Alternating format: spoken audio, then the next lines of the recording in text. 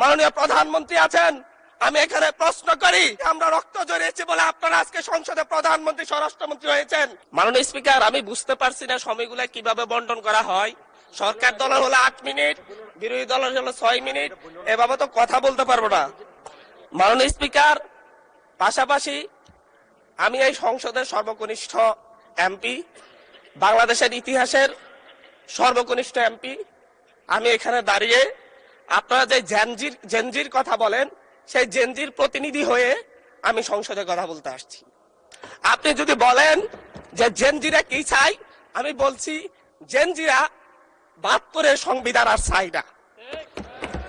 আপনি যদি বলেন জেনজিরা কি চাই, আমি বলতে এসেছি জেনজিরা এটাই চাই, স্বাধীনতার 30 বছর পরে জন্ম নিয়ে আমার মতো যারা সন্তানরা রয়েছে তারা কেন ভোটাধিকার পাই নাই, তার জবাব চাই। আমরা রক্ত জড়িয়েছি বলে আপনারা আজকে সংসদে প্রধানমন্ত্রী স্বরাষ্ট্রমন্ত্রী হয়েছেন।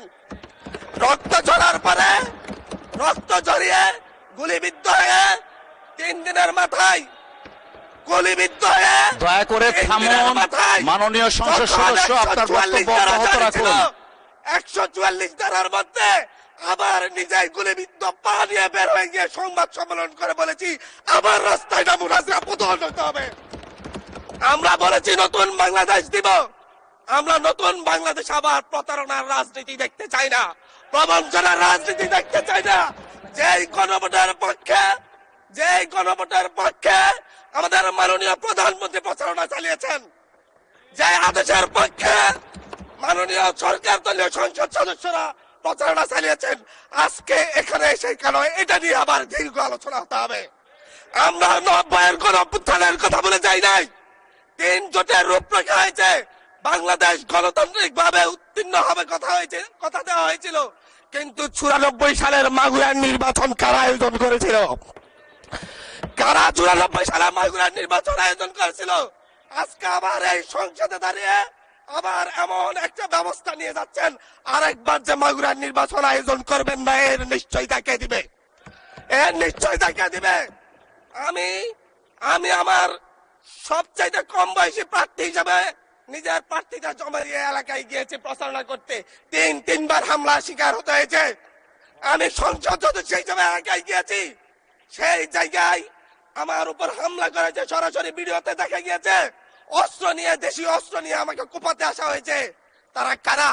ওরা তো তারাই যাদের প্রত্যেকের হাতে বিএনপি দলীয় নেতা কর্মীদের রক্ত লেগে আছে, প্রাণ লেগে আছে। এই বিশ্বাসঘাতকতা মাননীয় স্পিকার, এই রাষ্ট্র আর সইবে না। আপনারাও সইতে পারবেন না। বিশ্বাসঘাতকতার মূল্য এই দেশে আবার দিতে হবে আপনাদেরকে। আপনারা যারা আপনাদের ভাইদের রক্ত জড়িয়েছে, খুন করেছে, খুনের মামলা আছে, তাদেরকে আবার পুনর্বাসিত করে আমাদেরকে খুন করার জন্য লেলিয়ে দিচ্ছেন। চট্টগ্রাম থেকে এক সাংগঠনিক নেতাকে পাঠিয়েছে অস্ত্র সহ আমাদের লোকজনের উপর হামলা করতে। ভোটের দিন সকালবেলা থেকে প্রত্যেকটা ভোট কেন্দ্রে অস্ত্র দিয়ে মহড়া দিয়েছে। 30টা ভোট কেন্দ্রে এনসিপির প্রার্থী, বিএনপি 2 জন বিদ্রোহী প্রার্থী সহ কারো এজেন্টকে ঢুকতে দেওয়া হয় নাই। এটার জন্য কি আমরা আমাদের রক্ত জড়িয়েছি? মাননীয় স্পিকার, একজন ভুক্তভোগী নারী অভিযোগ করেছে ওনাকে ধর্ষণ করা হয়েছে সাপ্তাহিক ভোট দেওয়ার কারণে। সার্কেল এসপি 1 ঘন্টার মধ্যে বলেছে এই ধরনের কোনো ঘটনা ঘটে নাই।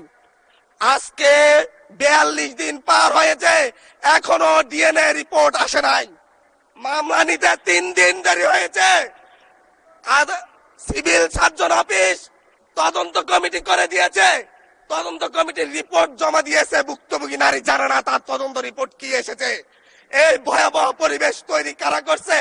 আমার মনে হয় স্বরাষ্ট্রমন্ত্রী আইনের ব্যাখ্যা না দিয়ে, আইনমন্ত্রী আইনের ব্যাখ্যা দিবেন, স্বরাষ্ট্রমন্ত্রী এসবে মনোযোগ দেওয়া দরকার।